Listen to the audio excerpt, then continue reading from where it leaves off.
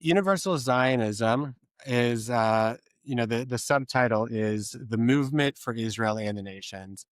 It was my opportunity to take like all of these ideas that are in my head and try to put them on paper in hopefully a legible way or even in a persuasive way to try to make the argument that it's time for the Zionist movement specifically to be more outward focused and to start turning outwards. And in recognition that most Zionists in the world today are actually not Jews.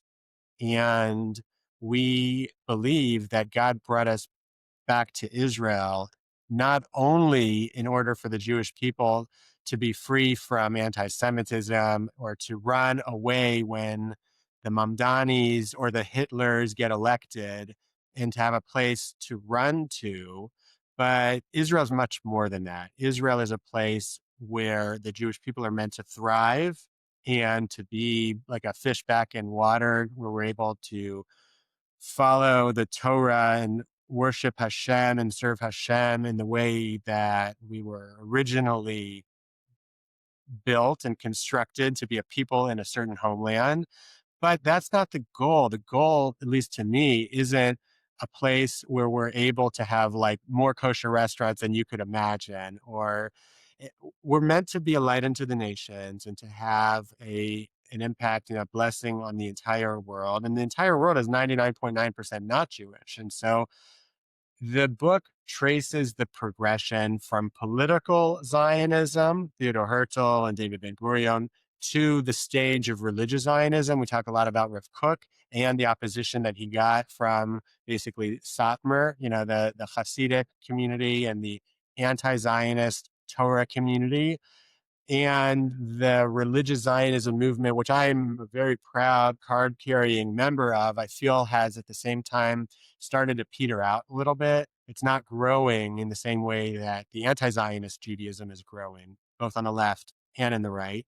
The numbers of anti Zionist Jews is unfortunately growing, and so I believe that religious Zionism needs to reframe and to pivot a little bit more to think beyond our own camp, think outwards, outbound, and to turn Judaism outwards or Zionism outwards and transition into this stage of universal Zionism.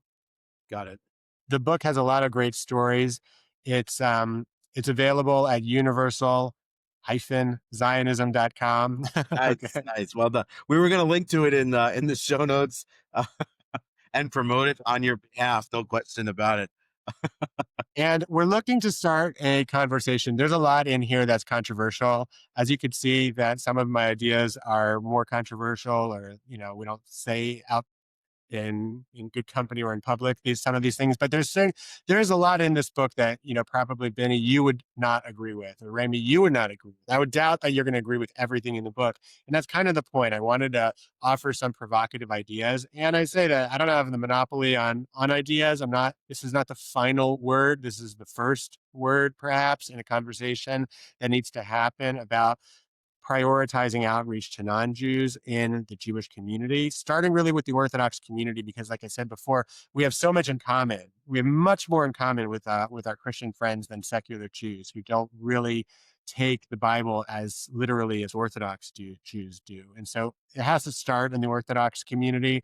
It has to start with evangelicals, but that's not where Universal Zionism is going to end. Universal Zionism hopefully will also reach Catholics, and will reach Mormons, and will reach Muslims, and will reach Buddhists. And, that's part of the messianic plan for the Jewish people, is slowly, slowly, step by step, that the Geula from Israel, the Zion, will emanate from Zion and go, not just from Jerusalem to Lakewood, and not just from Jerusalem to Teaneck, but also not just to Nashville and to Dallas as well. We're here because we have a big plan, and that's what Universal Zionism tries to outline.